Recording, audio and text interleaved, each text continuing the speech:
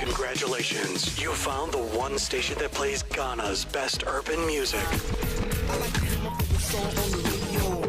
YFM. Listen to YFM 107.9 Accra, 102.5 Kumasi, and 97.9 in Takoradi. Now, my guest today is Mr. Yofi Grant. He's currently the Chief Executive Officer of the Ghana Investment Promotion Center.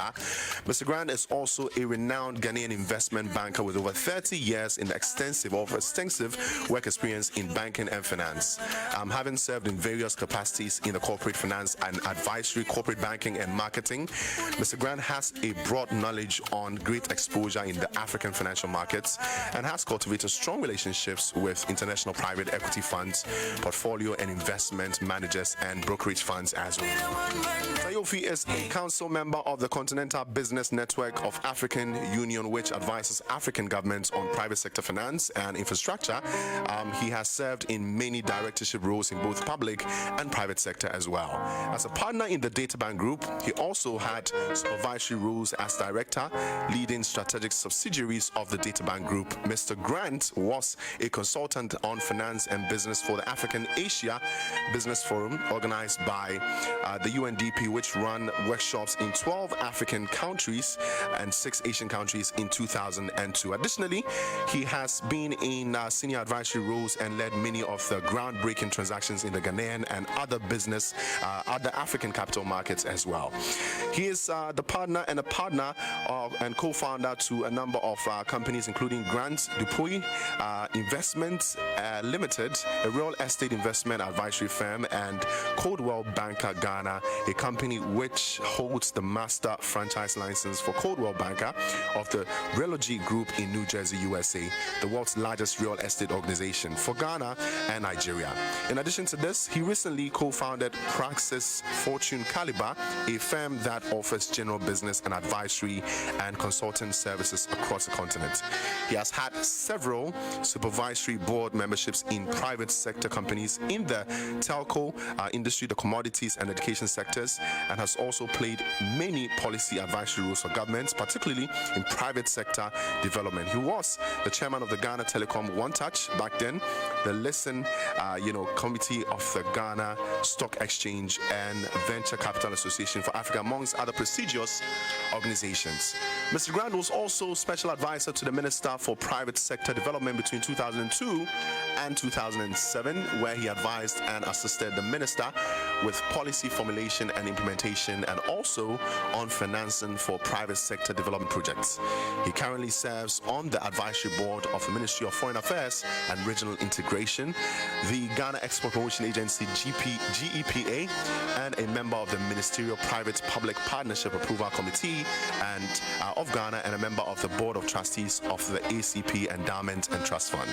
As the CEO of the Ghana Investment Promotion Center under the Office of the President, it is Yofi's singular vision to make Ghana the best place to invest and to do business in Africa. He lives by the guiding principles of honesty, integrity, and a constant search for solutions, and is a fellow of the Aspen Global Leadership Network's African Leadership Initiative West Africa. Very much appreciated. We are so grateful for his presence today. He's a very busy man, by the way, and judging by the period we're in, one would have to go through a lot to get him to join him in the studio, but we have him right here with us. Mr. Yofi Grant is my guest today for Wiley the Boss Series. Welcome to YFM, sir. Thank you. It's good to finally see you. Yes, a very good morning to all of you here in the studio. Great. I can already feel the vibe of the studio, and it's very forward looking, so I'm happy. You love our setup? Yes, I love it. It's small, efficient, brisk, and it serves the purpose. That's what you want, efficiency. Now, as we're here, before we get into all the conversation, let's talk about music. Let's just cool off a little bit. Before we start the interview, I had a conversation with you regarding your choice of music. Songs that you like. what kind of songs would you listen to on a regular? That's a very tough question for even I to answer. I always have music around me in my car, at home, in my office, and there's always some light music going there. I think music is the language that everybody understands in the world, and music also invokes all the passions in you. It does. You know, and so for me, it's the constant hum of music in the background that keeps me going when I'm when I'm slowing down a bit. The music just tells me go, and it's been a habit for a long time. But so to say what, it depends on the time and the mood. Sometimes I'm all classical. You know, in fact, one of my favorite all time is Fiolis. Okay. You know, I'm sure many people don't know Fiolis. Yes, you know. And I grew up with classical music. It was around me at home, and then of course I went to Achimota School, and we had to study music, and that was one of my first passions, understanding the Baroque period, the Romantic period of music, and what it meant, and why they played that sort of music. And I remember all the Chopins and the Handels, you know, and Tchaikovsky, all these things. You grew up with them. Yeah. Just like you're in school and you're learning about molecules and atoms, you learn about these people. Exactly, it becomes a part of you. It becomes a part of you. I mean, the sad thing is we didn't do that for our own African musicians. That's true. But it would be good if we understood our music and understood our culture, even from long way back. But to the extent that these things have been chronicled and preserved over time, that's why we studied them. I'm not sure you'd find African music that is 100 years. It would be difficult to find it. There are a few. I mean, there are a few, but it goes back to the point you said. It's very unfortunate that we do not really preserve our style of music through passing it on to the young generations. Right. We make it a part of their lives. And when you listen to classical music, it gives you a broad sense of knowledge. I mean, to think of Beethoven, I mean, at the age at which he was writing stuff, Mozart, and Mozart was, from the history, he was such a silly person, but he had this talent that was just amazing. You know, and so you get to understand how the people of those days thought. And some of these musicians were court musicians. They wrote purposely for either the king or the something, but it was enduring, and the waltzes and all those things. And it's very enriching, you know, intellectually enriching. But let's come down to Africa. I mean, I tell you, African music, no matter which part of the continent it comes from, when you hear the beat and the rhythms, it touches something in you. It does. You either shuffle your feet or you snap or you tap. I mean, it's there constantly, regardless of whichever culture. It's there with you. You know, and it's instructive that, you know, we go back and people say the antecedents of jazz music was African music, high life. In fact, from It is. I think recently I was researching on that, and I found out that back then people in Algeria, they used indigenous music instruments to make jazz music, and these songs traveled to Italy. Right. And, you know, some parts of Europe, and it later grew into what it is now. Indeed. There are sounds from Africa that haven't been tapped yet. Songs from Zanzibar. I know. Binky Dude. All these people make timeless music. Namibia. Yep. Mozambique. I mean, they have unique rhythms, you know, with the voices, but none of them beats, you know, what comes out of Mali and Senegal. True. When you hear, you know, Morikante, Salif Keita, Youssou N'Dour. Oh gosh, you know, they can actually move your heart from where it is. You know, if you're not careful, you think you might be having a heart attack. I really wish this conversation was about music. I mean, I know, right? Because you shouldn't get me going. You shouldn't get me started. You know. We're just going to put a pause on that. We might revisit it along the line. Yes, we must. Today we're here for a purpose to motivate the young ones, to motivate people who are out there. People know you. I mean, I read a long, speech. Yes, I'll call it a speech. Your portfolio is impeccable. You've done so much in your years. People listening now, including myself, want to find out where it all started for you. The genesis of Yofi Grant. Tell us where you were born, how life was for you at the beginning. Wow. I hope I'm very accurate. Sometimes I even forget about my own past. But I was actually born here, I'm told. I was born here in 1959. I'm told that I was born at Ridge Hospital, and I was born premature. So my eldest sister, who is a retired colonel in the army, uses to tease me that when I was born I was like a little lizard, you know. But thereafter, you know, my father was a career diplomat. And so thereafter, not long after, we had to leave Ghana on his mission. The first port of call for me then was Geneva. So that's where I really sort of grew up, started school and all that. And from there, it was a number of countries. But my father believed that that sort of volatile life, moving from country to country, didn't help you get a good foundation. So I actually, at the age of 6, 7, I was in Ghana in a boarding school. You're back? Yeah, in a boarding school, not with my father. I was in a boarding school, and the first boarding school I went to was Tech Primary. In Kumasi? In Kumasi. Oh, wow. So you can imagine how it was, coming straight from Switzerland, Geneva, and straight to Abuchi to Kumasi. To Kumasi. But it was I'm not sure today how I'd feel about it. But for me, it was with curiosity. I mean, I was wondering, what's going on? These two separate cultures in a boarding house with people I didn't know, and, people looking after me, etc., etc. But I remember some of the things that happened. The first day I went, and my granny took me. And guess what? I went by train. Wow. Yeah. I don't even know from where to where, but I remember there was a train journey somewhere there till we got to Kumasi. Now, my grandmother, her name was Delphina Ribeiro, and she looked white. She looked white? Yes, because she had Portuguese antecedents, but she was also a descendant of Thomas Birch Freeman. Great. And so I think Thomas Birch Freeman, when he came over, he himself, the history says he was a reformed slave who turned to be an evangelist and came over. And he came and went to Ekropong and set up this church, etc., etc. And, well, the rest is history. I'm one of those people who came out of his adventures or misadventures, whichever way you put it.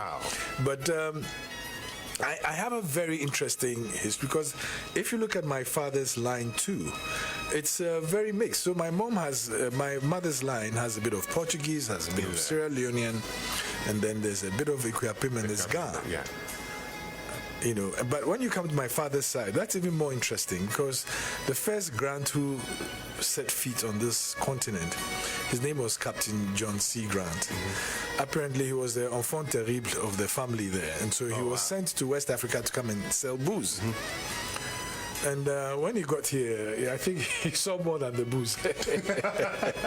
Extracurricular. Yes, he saw more than the booze. But he married a lady who came from the Netherlands. And he came over, and then he met a Ghanaian lady, and they had kids, and I'm one of those who've ended up down the line. Indeed, one of his down the line, you'd find people like Pa Grant, yes, who was my father's half brother, from the same John C. Grant line, and many others. And today I can't count the number of nephews and nieces I have. So many. So some friends of mine always teach me that you are a very confused person. You don't even know where you come from. You're from so many places. But I am uniquely African. I say I'm an African with a global flavor. That's what I call myself. But I am, for the being of me, being who I am very, very African. In fact, I always wear something African. People don't believe it. Every time I wear something African. And of course, the most, should I say, inspiring for me is my beads. Your beads. I've always worn my beads. Always. For the past almost 20 years. People never understood. These are things you never do without. And I don't do without them. Do they have any special meanings, these particular ones that you Well, this one, you can see the colors. Yes. So you know what that means. Okay. The red, blue, and white.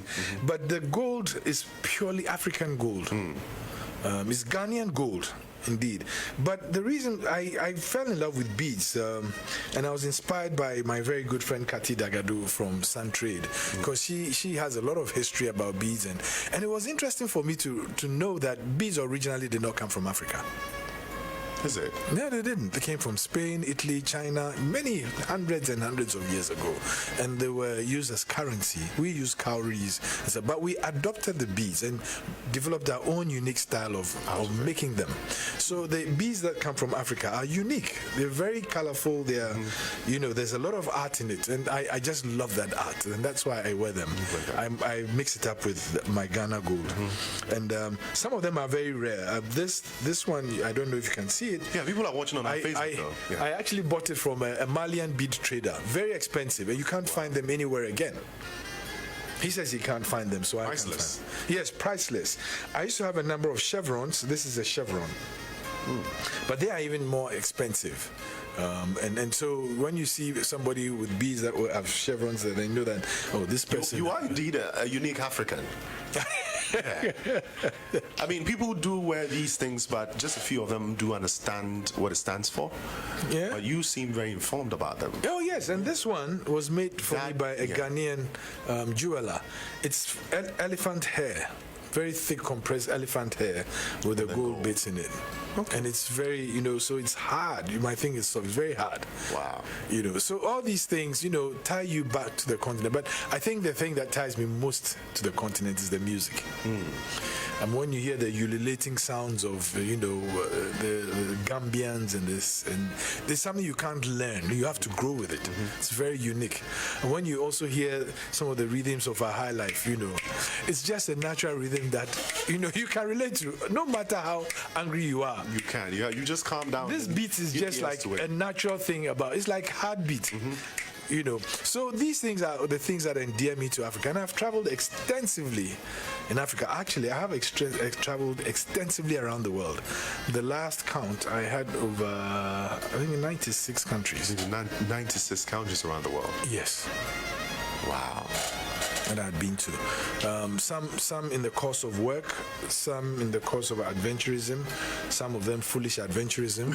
But nonetheless, you get... because I think one of the gifts that God gave to me was this insatiable curiosity about things and people and places, So, I mean, like somebody would say I was born with a silver spoon in my mouth. But at the age of 6, I was in a boarding house, fetching water, boiling water to have my bath in the morning. Fending for yourself.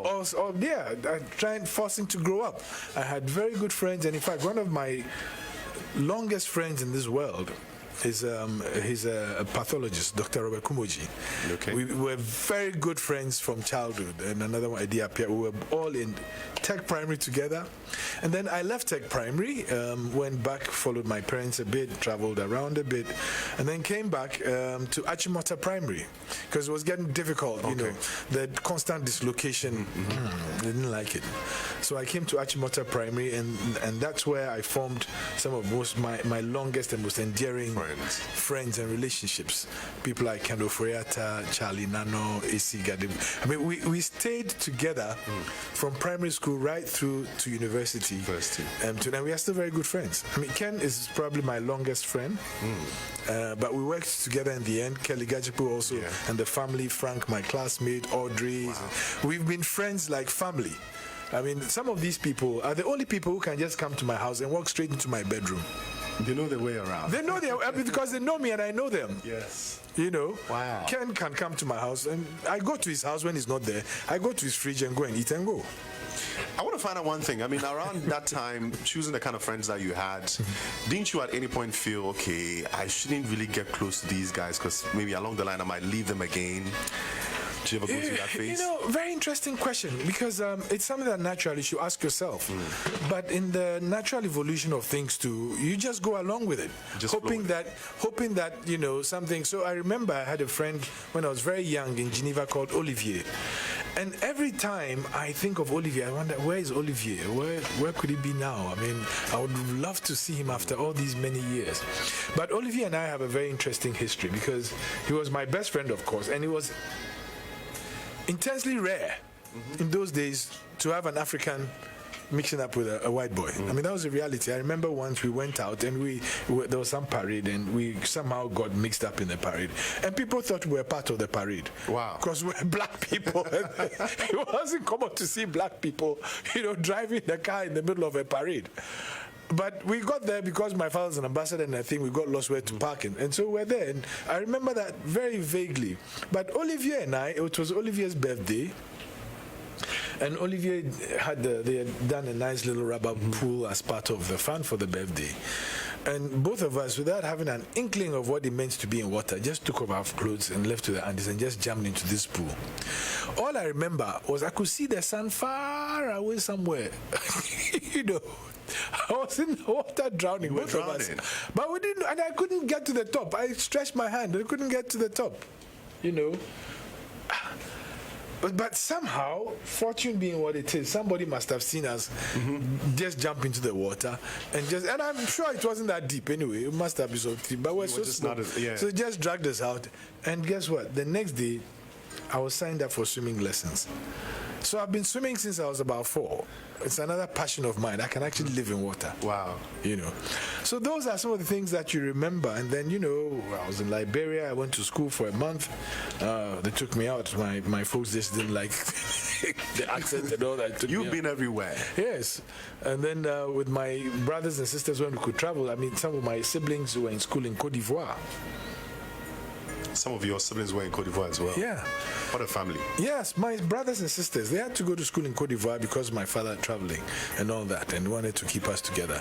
But then the long and short of it is from Achimota Primary, then I entered Achimota School, which of course was the formative part of my years. And Achimota School indeed is a unique, and still I don't know what it is today, but it remains a unique experience because it was an effort, I think, in those days to integrate our way of life with what was imported by the white colonialists. So, you know, there were certain practices that you learned there, but there were other things too that grounded you. I mean, like one of the things I thought I really hated whilst being there was groundwork. Well, to go and weed. We don't ever really loved it. There was groundwork, there was farming, you had to go to the school farm to go and weed. You know, we're taught all this, we're taught everything. Nothing was left to chance. I learned how to play hockey in the classroom. I learned how to play cricket in the classroom. I learned how to play volleyball in the classroom. We had a gymnasium with a gymnast. And they'll actually teach you, this is how you volley the ball, this is how you use the stick, these are the techniques. We had textbooks. And then, of course, music. You had to learn music. It was, in the first 3 years, it was compulsory. So you came out of the school with a certain heightened sense of confidence, knowledge, and exposure. That made you a little bit unique in those days, and I guess that also earned us a little bit of ignominious concern because there were those Achimota people, this Achimota person want to go, all they know is big English. You know, we don't know anything. All they speak is big English, but it was an effort to integrate us and make us global. And everything else was in the gym, and everything else was in the school. Wow. You know, so it was our own little community. I remember very well one of my pet hates, and one of the things, I think in those days in General Kutua Champon's government, the driveway into the school had all these royal palm trees. And there was a time when whoever it was, I think the Minister of Education or Commissioner of Education, Kadeli Nkegbe, I remember the name very well because I used to rain curses. You never forget names. No. I used to rain curses on his head because every morning at 5:30, every one of us had to carry a bucket of water, about a kilometer to go and water these royal palm trees. Wow. And I remember recently I was recounting to a friend of mine and said, "Share, yeah, brother." I thought that was funny. You see us and then people say, "Oh, these people don't buy them." They are. But we've gone through the ropes. We learned things the hard way, and it's made us much better in appreciating life. I mean, I don't think anybody enjoys life more than I do. And it's not about the things I do, but the mere fact that I'm alive and there's hope and there's a future I should look forward to, knowing very well there's been a hard past, is very instructive and encouraging to me. And I think it's something that I want every young person to imbibe and inculcate in their lives. Never be satisfied with where you are. Always believe that there's a brighter and better future going forward. There always is. And I have ended up in places in life where I never thought you could be. I would. The last time I was trying to count the number of presidents I've met in my life, and there were about close to 10. Wow. And I'm saying, how many people in this world even meet 3 presidents? Much more 10. So I think apart from loving life to the max, I think God loves me more than anybody else. That can fairly be said. Because certain things have happened to me. But then I remember I was having a chat with an older man who told me, you're a very interesting person, but things happen to you because of your mindset. And I asked him, what mindset do you think I have? He said, you embrace everything and you sift through. And people who don't know you would easily assume certain things about you, but they'll be totally far off the mark. And I've had to live with that all my life. In fact, as a young boy, I was a bit argumentative, but I was also very quiet, very reserved. And so and it's because of the way I was taught and how I grew up. I remember I was telling somebody when I first went to class 1, we were not taught anything. For the first 3 years in my education, it was play work. I didn't understand it. But the kind of things they gave us to play was helping us build concepts in our thinking. So they bring you bricks to build a house. They bring you tiles, build a car. Shapes and this, and they say, what can you do with this shape? It was all the formative years of concept formation and always believing that you can put things together to build. And I think that has sort of pushed me on. I mean, it's not always been very successful. Yes. My father died just before I went to university, and it was chaotic because something you never think about or you don't think about to. But I went through and I came out. I was very self-driven in university. In those days, government actually used to give us some sort of stipend. We called it payee. It used to come on Fridays. And you can well imagine what happened Friday evenings. Club. I will leave the story there because a person's pay went to fund the Accra Brewery and other places. Dance. Yes, And then we had the central cafeteria in Lagos, and I was in a place called Annexi. And Annexi, we thought ourselves the most prestigious people on the campus. We thought we were guys, And then all the friends that I had, they started bodybuilding and stuff. And so, we had this group of people on campus that everybody said, this place for this people, leave there, but look how they are. It was all fufu and beans.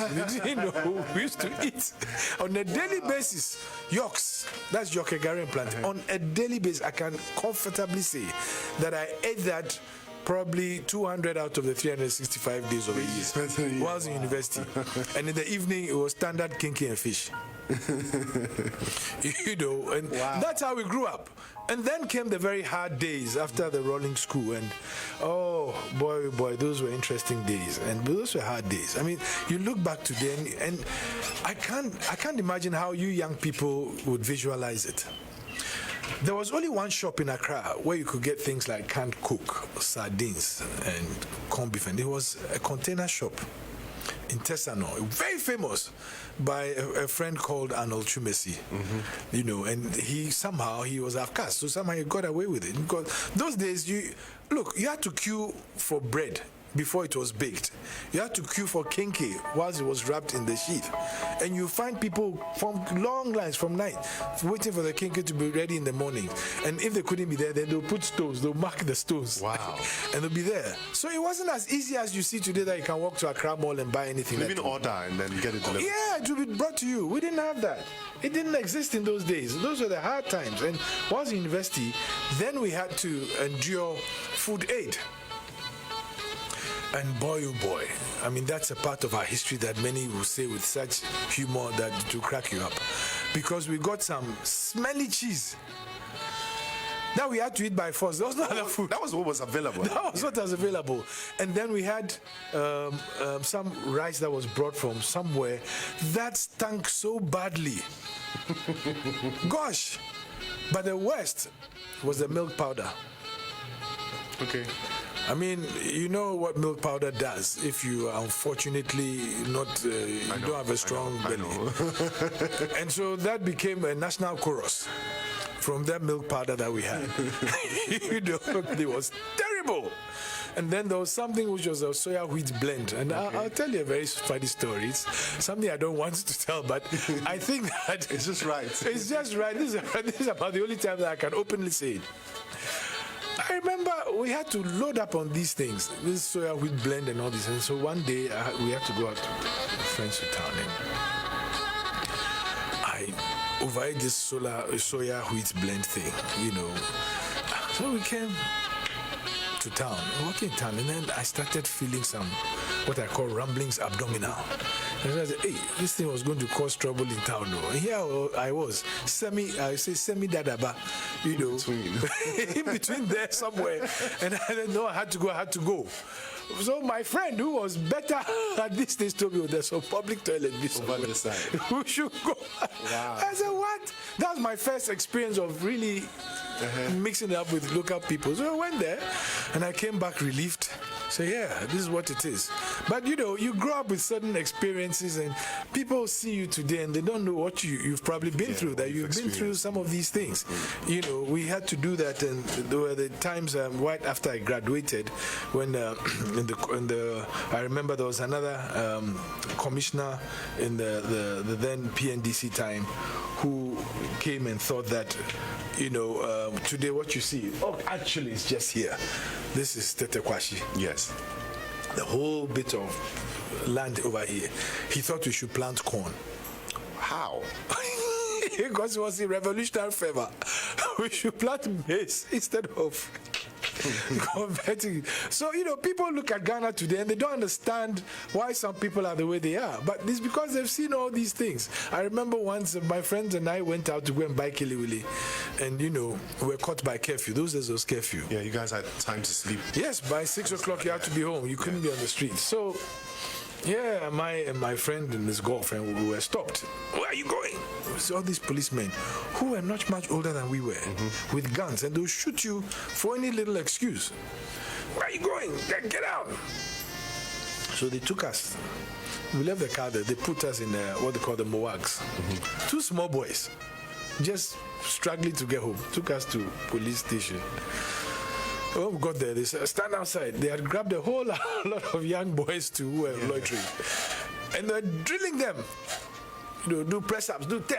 Come, do this. Grab your ears and go down. 10. Next time, when they say curfew, you stay at home. And so I was quietly standing there, knowing that I was terrified to the bones. My friend, he thought it was funny. So he started laughing. The police back and said, hey, my friend, what are you laughing at?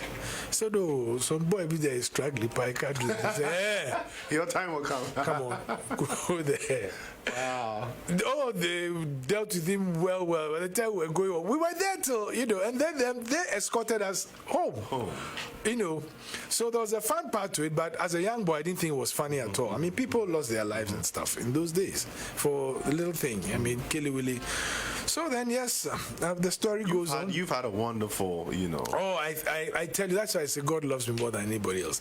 I've seen the good things, I've seen the bad things, I've seen the hope and the future of this country, and I've seen young people, you know, with dreams, aggressive dreams, just looking for opportunity. Just looking for opportunity. And I tell you, when people get on the right track, and opportunity comes, they become great people. When people fall on the wrong track and that great opportunity doesn't come, they find their own ways. And those ways may not necessarily be the most desirable. That is why it's important that in the whole development agenda of a country, it's not just about buildings and cars, it's also about the mind. And that's why education is extremely important. People don't understand. Education, yes, you might go to school and come out with a degree in archaeology. It doesn't necessarily mean you should be an archaeologist. What it does is that it's taught you many things about different parts of life. And education is supposed to help you solve problems. It's not only supposed to help you know. Yeah. It's to help you develop the capacity of problem solving and critical thinking. Unfortunately, we've had such a depreciation in the education for various reasons that many people seem to go to school thinking that they should be taught to know. Knowledge these days is commoditized and it's cheap. You can go on the internet and know anything you want, but you can't learn how to put those things together on the internet. It's the thought process, building the thought process, that is important. That's why school is important. That's why a structured curriculum is made to enable you understand, not just know, but to understand why 1 + 1 will be 2 and 2 + 2 will be 4. You know, otherwise, how do you apply it? When you have knowledge and you don't have the process of demystifying that knowledge, applicability is very difficult. That's true. It's very difficult, even for a musician. I'll tell you, I sometimes I think that had I not been to school and gotten to where I am, because I'm lucky, I'm not as smarter than anybody. I don't think I am. I might have ended up as a musician, but I'll tell you why. Because I think that I see music. If I hear a song once, I can reproduce it to you a month later, that this is how the song went. And in my mind, I just seem to think like, and Mozart had that. Beethoven too. They all had that. He could see, and I see people. I mean, once long ago, I doubt if you remember, I had a conversation with Kojuenchi because his son was in the same nursery school as my kids, and so we're talking, and he said the same thing. I can actually see the beat in my head. It's like a story. To visualize. Putting things together. So that's how all these little experiences you have shape you. I mean, South Africans are very musical. Because in the days of apartheid, when they were put together, they had to find ways of expressing themselves, and music took it. And if you see it in your mind, that's what comes out. So from Achimota School, then I went to University of Ghana. Indeed, I had dreams of becoming a pilot, but never mind. I've had dreams of being almost anything, from a chef to a celebrity hairdresser to a designer, a fashion designer. I think you still have elements of all these in you. Well, so I hear. I even thought of becoming an architect. So it became either architecture or piloting. And I had actually applied to a school in St. Louis in the US, and I was actually accepted. And I remember having a conversation with my mom, and she says, not you. I said, why? I said, if you go, we won't see you again. We won't even hear of you again. You'll be absorbed into the world. So that killed my dream. And architecture too, I never applied to UST. In fact, those days, I was just going through life like a current. Because things were working for me, I never had to sit down to think, okay, what's next? You just wanted to survive? It wasn't I wanted to survive. Progressive. I was on a free thing. I mean, you go and do an exam, you pass. The next thing, you are going to university, you choose your subjects. When I went to university, I didn't think of anything I really wanted to do. I didn't get to medical school. Those days when you did sciences, it was medical school or whatever it is. In fact, in my classroom, of how many were we? We 28. I think 24 went to medical school. So, what was that? So I had to choose subjects to do in the university, and I was a science student. And I said, but I've done this thing. I want something new. I remember the day I went to register. And I was just walking about, but of course, my time was running out because I delayed everything. I said no. Do you want to do biochemistry? I said no. Do you want to do agriculture? I said no. What do you want to do? I don't know. So I went myself to the university, and I said, okay, let me just take the science because that I know I can pass. In fact, that was the first time in my life I'd actually sat down to think about the future. University, when I was going to university. But I mean, way before you had to make this decision, you had not really met any vice as a result of you not making the plans that you were making at that point. Things were still running well for you. Yeah, things were generally running well for me, and it's hard for me to put it together because sometimes I wonder that I should have been a more serious thinker in my younger days or not. But it didn't happen because things happened. I didn't fail any exams. There was food to eat. I had a happy family. I had sisters and brothers. There were 9 of us. So there are always people you were looking up to and making sure that things worked out, or they'll be disappointed, or they'll hope the living daylights out of you, one of them. So, but when I went and I thought of it, so what would you want to be in the future? I don't know. So I said, okay, be safe, take the sciences.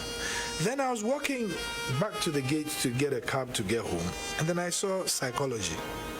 I said, psychology, the little I knew about psychology was all things to do with, science and ways and means. I didn't know how to say, there's a whole unit in the university you study psychology. Let me go and find out. So I walked there. And I was just walking around. And then they had a head of department then who was a very interesting character. His name was Proficient.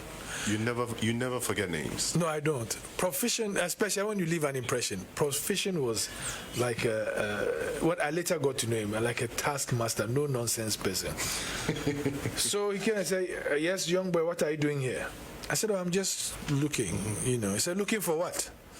I said, oh, I'm interested in psychology.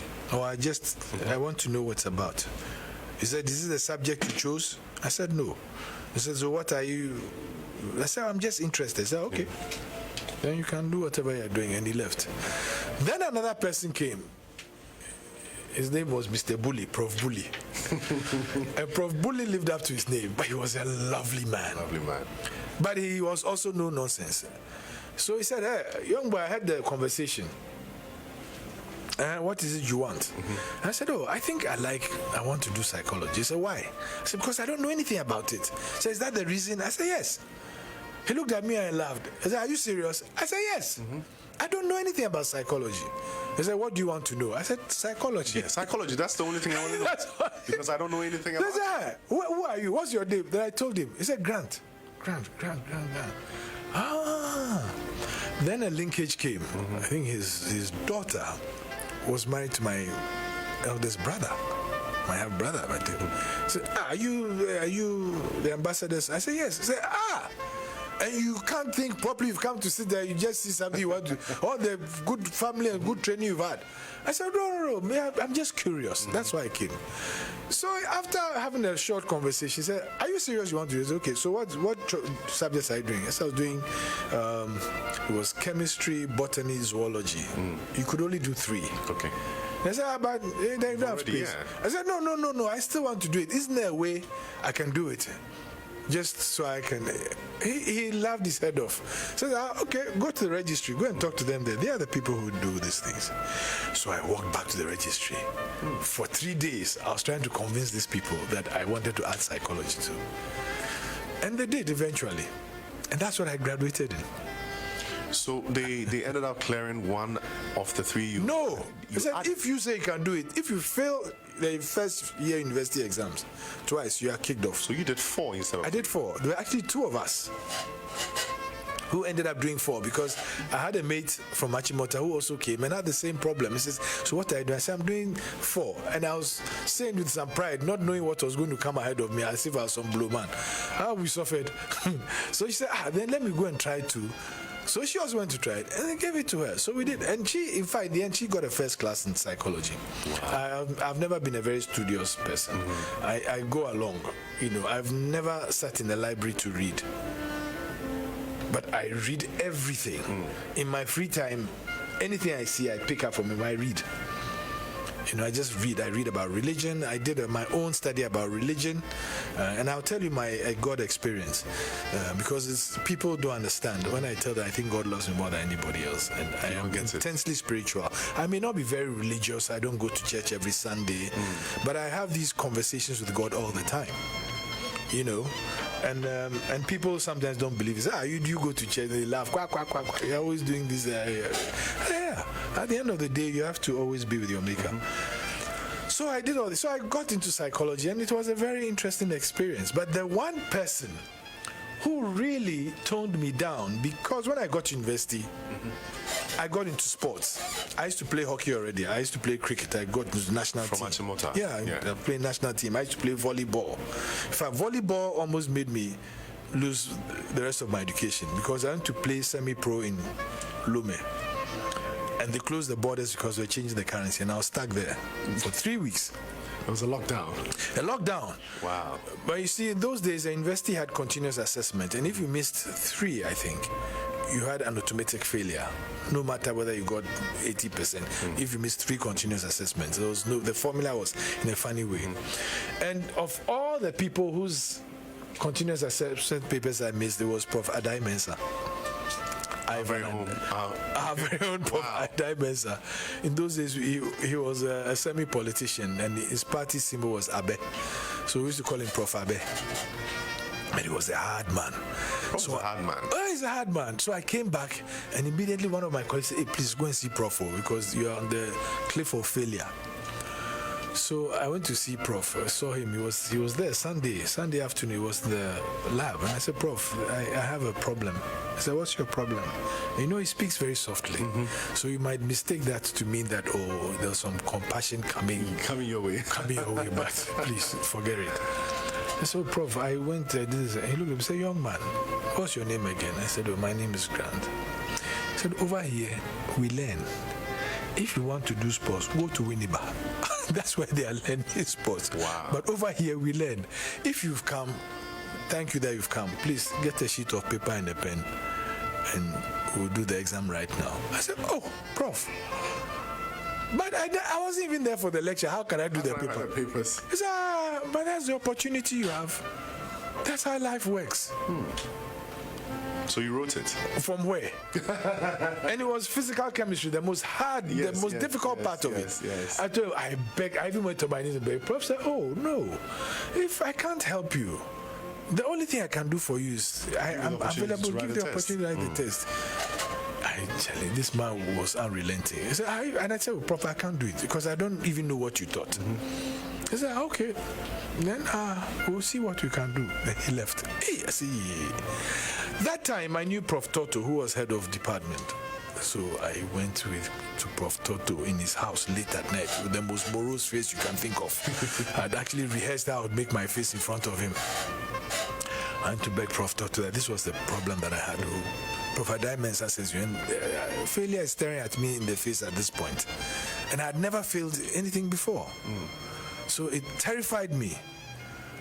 So Prof Toto said, okay, we'll see what we can do to help you. You seem very keen not to fail, so we'll see what we can help you. So I think he spoke to Prof Adai Mensah the next day. I was in my zoology class when Prof Adai Mensah wants to see you. I said, trouble. But in between, one of my friends who was very good, is a doctor today. He probably won't remember, Bonaventure Yegbe, who I haven't seen for close to 30 years.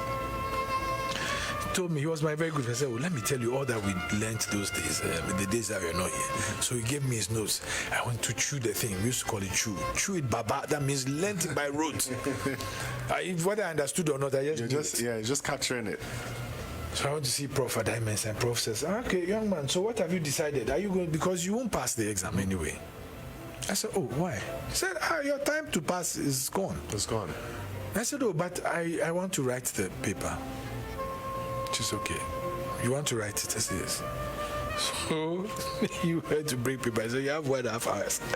I tell you, it was like me suddenly going for Chinese literature. I didn't understand a word. There, in the whole thing. Wow. Of course, I got about 20-something%. So, young boy, you failed.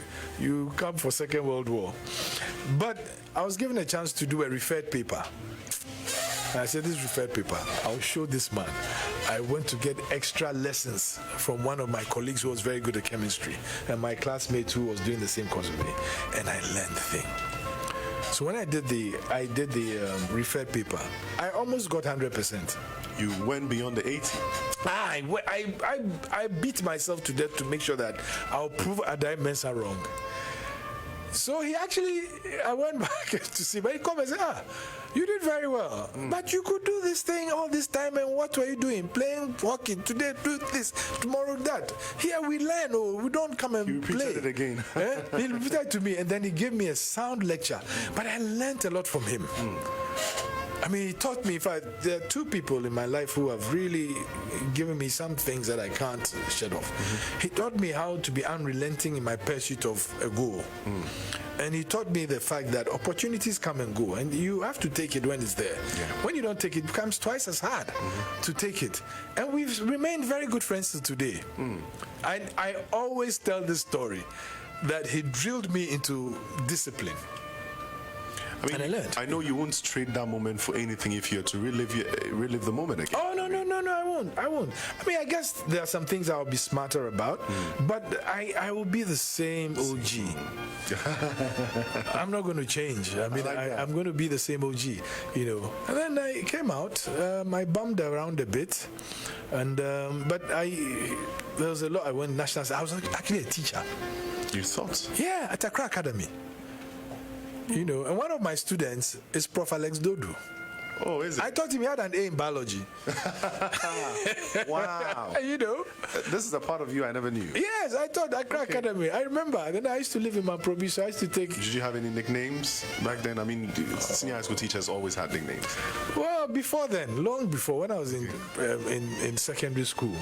And this nickname came from my siblings when I was much younger, because they felt I was rebellious. So they ended up calling me Che Guevara. Wow, that's a wild one. And it remained my name. From my secondary school, everybody called me Che. Okay. When you hear somebody call me Reginald, then it means the person was in primary school with me. When you hear somebody call me Che, it's either they were in secondary school or university with you. Wow. Throughout your years experiencing all these things, I mean, you mentioned the fact that the only time you really had to sit and make a decision about your future was when you found yourself in university, when you wanted to figure out the path you'd want to tour. Did you have any influence from anyone? Did you have any family member you would look up to and say, aside everything, I want to be like maybe my dad or my uncle or my cousin? Well, strangely not. And I've always wondered why. How come I didn't have a conspicuous role model? I guess because my character by then was all embracing. I used to rather look at people like Jimi Hendrix, the guitarist, and people like that. I remember there was only one guy I thought was cool, and he was sixth form when I was in Form 1. His name was Kanabi Kankambuedu because he played the guitar so well, and I used to play the guitar. So he was my hero crowd. And I remember he used to get all these newspapers from the US and the UK on music, Melody Maker and all those things. That all these Led Zeppelin, Eric Clapton, and all these people. And I said, wow, these are the guys. And then I used to love motorbikes, but I never did learn to ride a bike. You just loved it from afar. Yeah, I used to follow bike races and everything. And the only reason why I didn't was, I am sure if I did, I wouldn't be here today. No, it's true. I have a very adventurous streak. You would have been extra crazy. Oh, I would have tried the unthinkable, and I probably would have. And that's what my mom says, oh, you being a pilot, forget it. You try and go and take a passenger plane to do flips and things, and, Wow, I get it now. Yeah, so I think that, and I think for me, it's a gift that God gave to me to be embracing and learn as much from every little bit of life for my own formation. But one thing that I learned, and it's been there, it's my mother was probably, for me, one of the most formidable people ever. She never had everything great in life, but she had such discipline. My mom never laid an arm on us as kids, but we were so terrified of wronging her. And she didn't take any nonsense, and everybody knew that. In fact, her name was Auntie Kwale. We used to call her Mrs. Oli. We named my dad and my mom after these comic characters in the cartoon. You guys had a very interesting. Yes, there were 9 of us. So but we all never grew up at the same time and at the same place. I actually only got to meet my elder sister who went to the army when I was in, I think, Form 2 or 3. I must have seen her when I was a baby. Yes, but I didn't know her till when I was in Form 3 because she lived and trained in the UK. But she came back to Ghana and joined the army and went to places. So, I didn't have a real role model. I said, I must be like this person.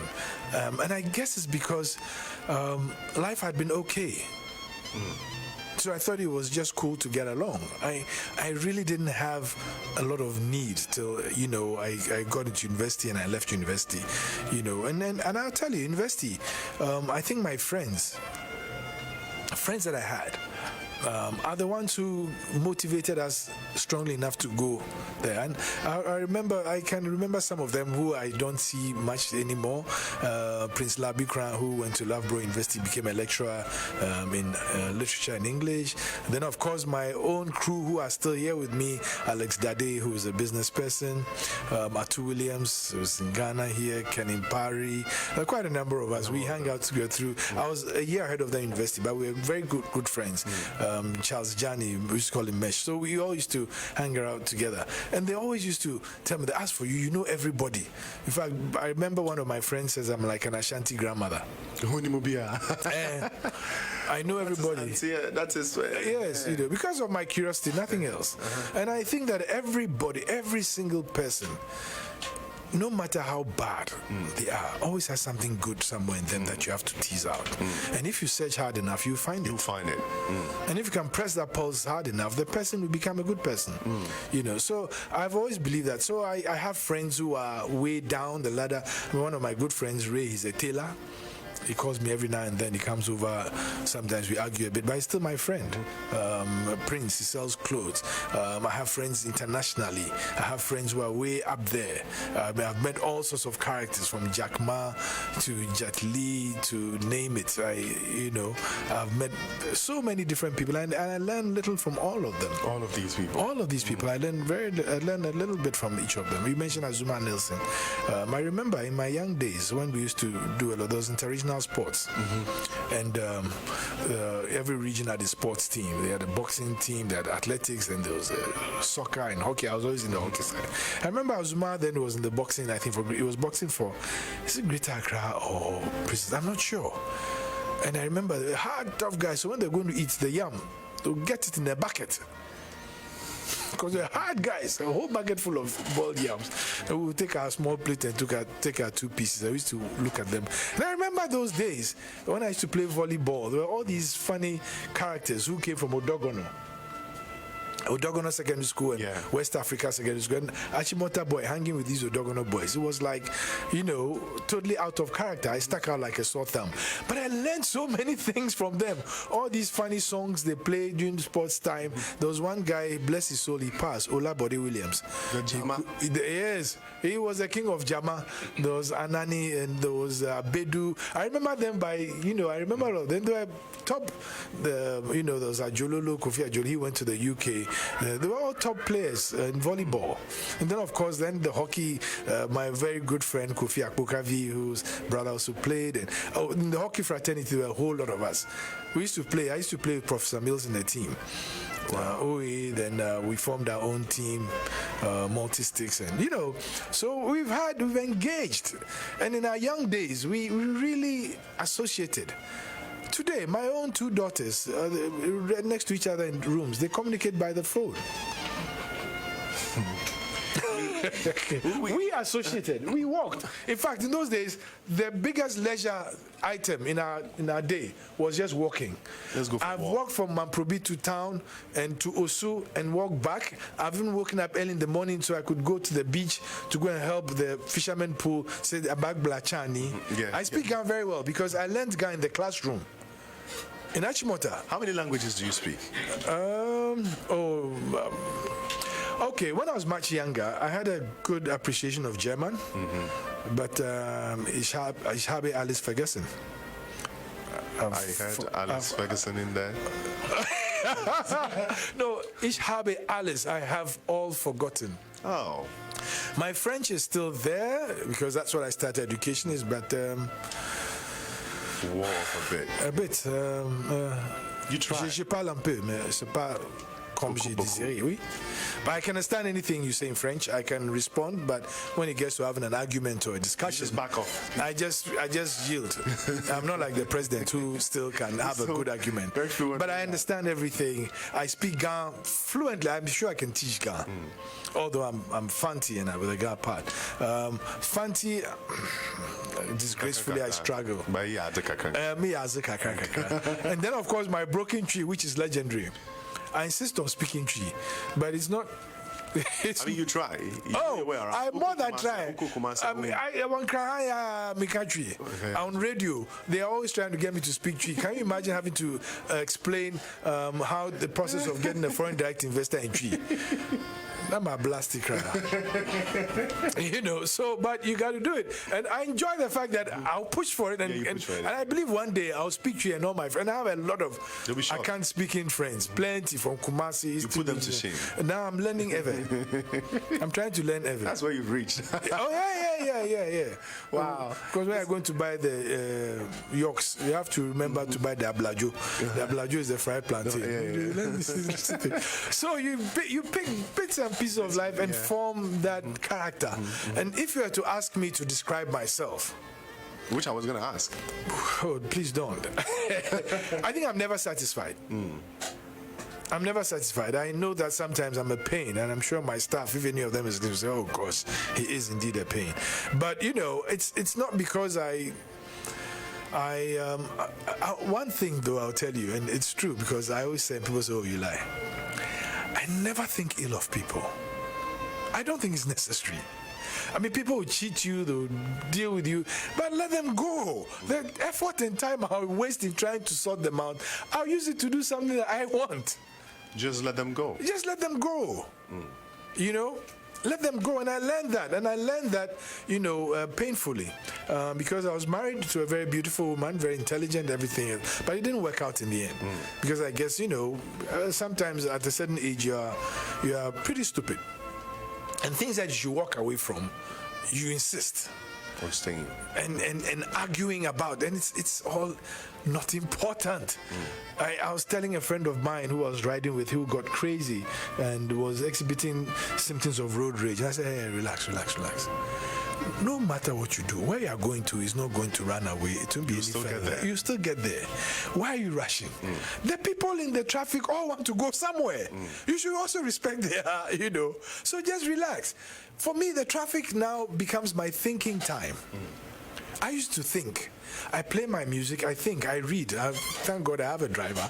So I read, I think, and that's the time that I use. And it's very constructive for me. Getting annoyed with a trotro driver or a taxi driver, I learned was stupid. Because one day I chased the trotro driver only to go and park by his side and tell him he was stupid. That's all you had to do. He looked at me like, oh, but this guy too, what's his problem? I just went on doing what he was doing. I felt so stupid because what I said to him, it was waste my time. And it had no impact on him. Oh, he couldn't even be bothered. Ask my friend, he couldn't visit. He just listened to me, looked at me, he didn't even respond. He looked at me because, but this guy, what's his problem? I'm thinking of passengers that I'll get there. You've come all this way to tell me I'm stupid. Wow. And I just said to myself, and I thought about it, I said, but was that really necessary? No. I mean, I've seen situations where people's egos and their stupid anger led to disaster when they could have just walked away. And then it happened within a blink of an eye. Twinkle of an eye. You're now aware of all the things that you did. Yeah, I mean, I'll tell you a recent experience.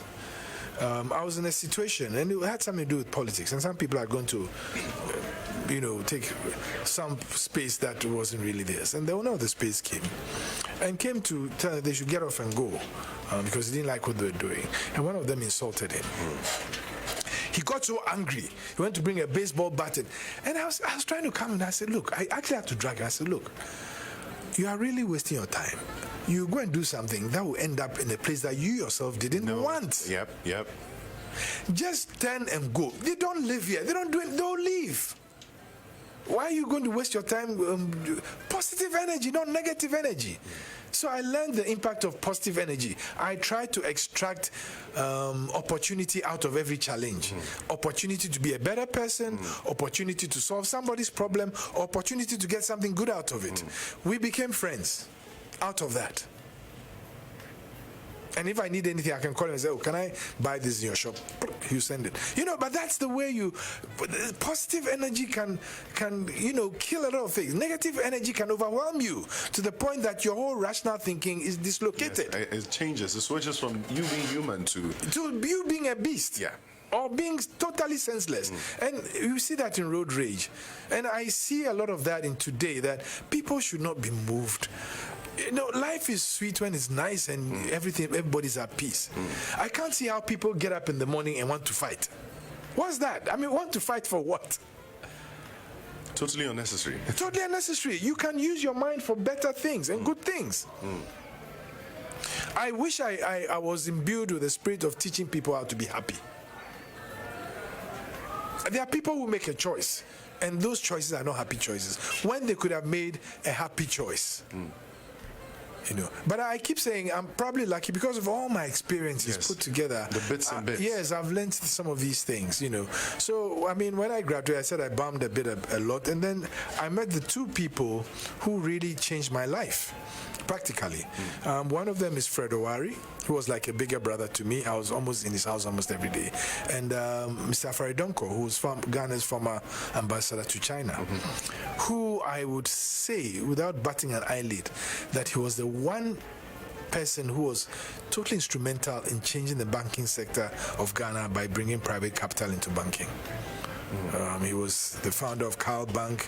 He worked with Merchant Bank. He worked with Barclays Bank. This formed CDH, the forms Securities Discount House. All through his initiatives of privatizing, bringing private capital into bank.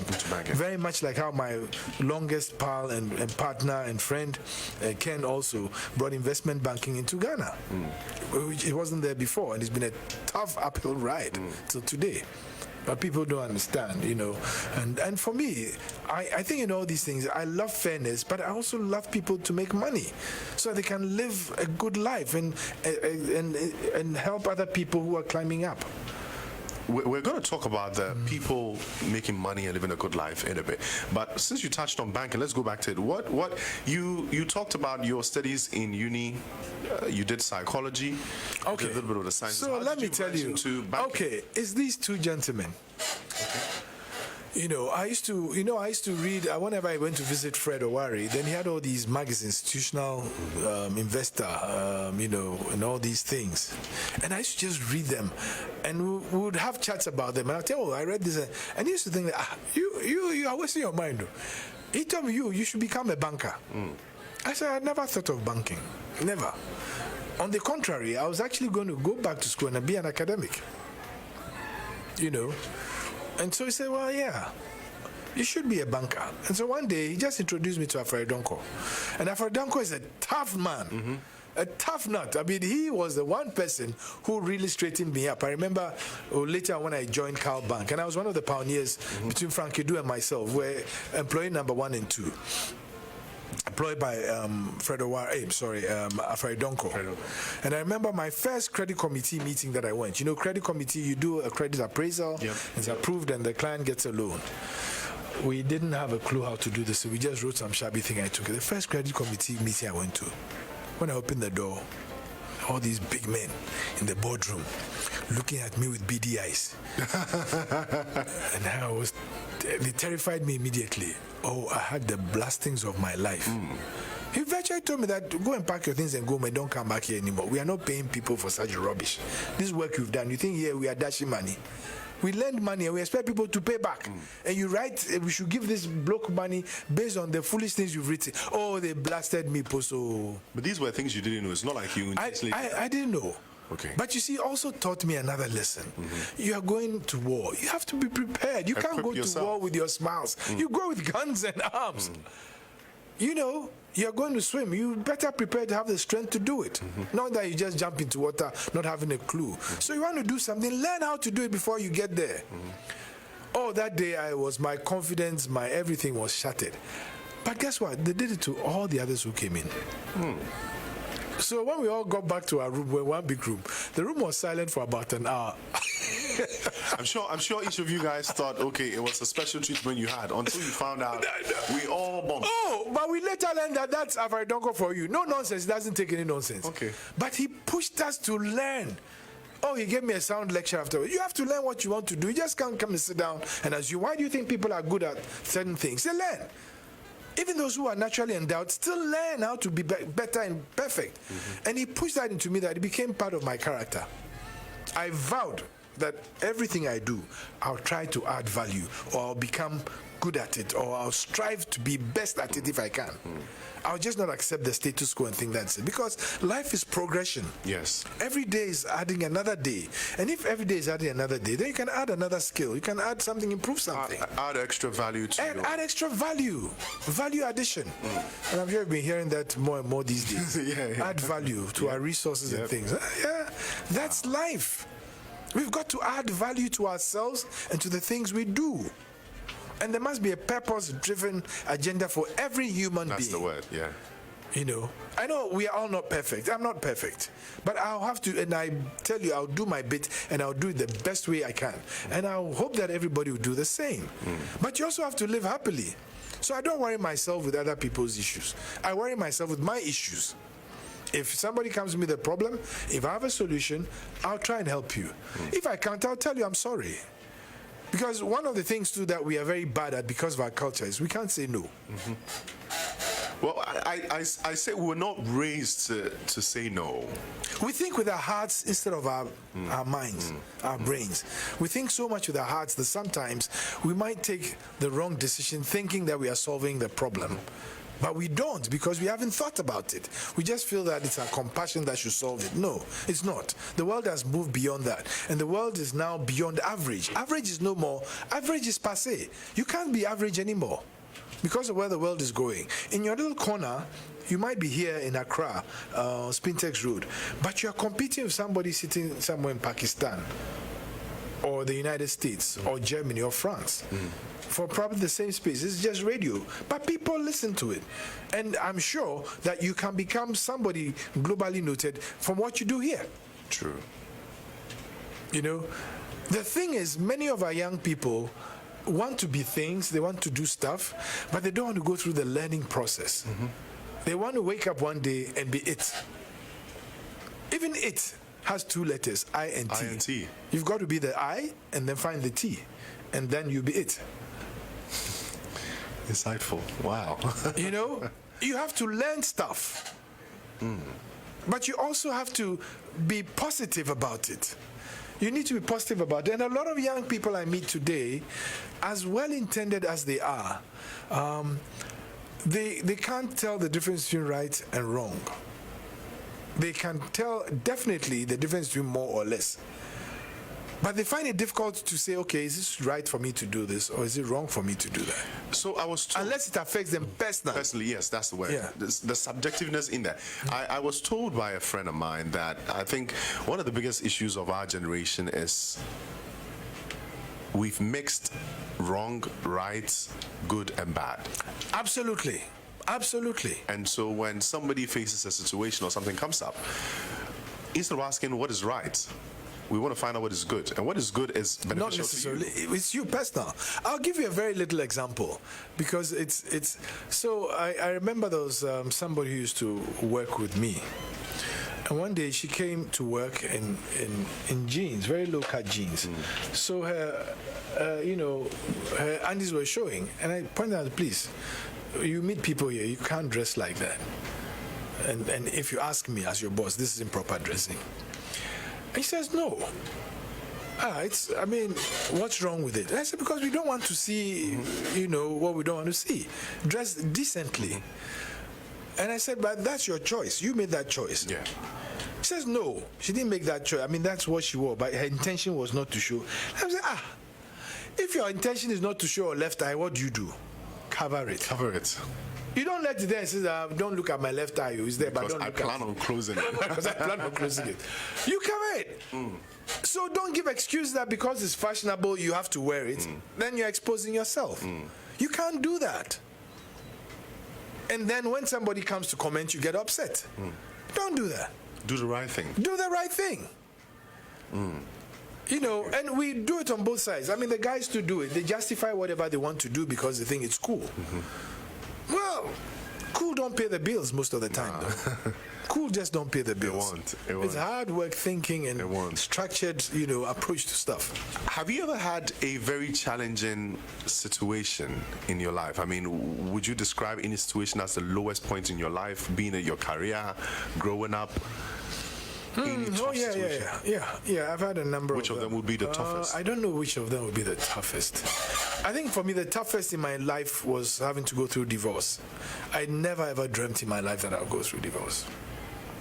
I never ever dreamt. My ex-wife and I are good friends. We speak, we talk, we chatted, but it happened. So, you move on in life. But that's one thing that I keep trying to tell people that, look, if you're not ready for marriage, don't marry. I see people, they marry 2 years later, they are divorced. And I think that they probably did for the wrong reason. Partnerships are good, but maybe it's not everybody who should be married. But if you have to be married, then make sure that you're marrying for the right reason and you can endure it. We are all never right. Very often, many of us, including me, I'm wrong about the way I think about things. I'm using my own eye to see everything when there's probably a more objective eye to use to see it. So that's one of them. The second one, which was a challenge more than a disappointment, was many years back when I was with Data Bank. We had to almost unilaterally step in to save a situation with Ashanti Gold. And that's a long story that one day I'm sure we should tell. I mean, Harvard School has used it as a case study. Stanford has used it as a case study as well, of how Ashanti almost, lost. I mean, we almost lost Ashanti Gold because of a hedge book crisis that went wrong. And it's very technical, so if I explain here, it might not really get it. We had sold our gold 15 years forward at a certain price, right? And so once the price went up, the person who held it for the 15 years says, well, you have to make up the margin between the price that you bought it at and the new price. And Ashanti didn't have the cash for that. So the people said, well, we own the gold, your gold, for the next 15 years, so we can have the right to take over the company. This is just a short form of the whole story. And I was there one day, and a broker friend of mine, I was a stockbroker, called me from London and says, gosh, you guys are in trouble. I said, what trouble are we? He says, Ashanti Gold is just about to be overtaken. It's about to be taken over by a group of hedge book holders. I said, what? What are you talking about? So, yeah, it's all over the news. The gold price has changed.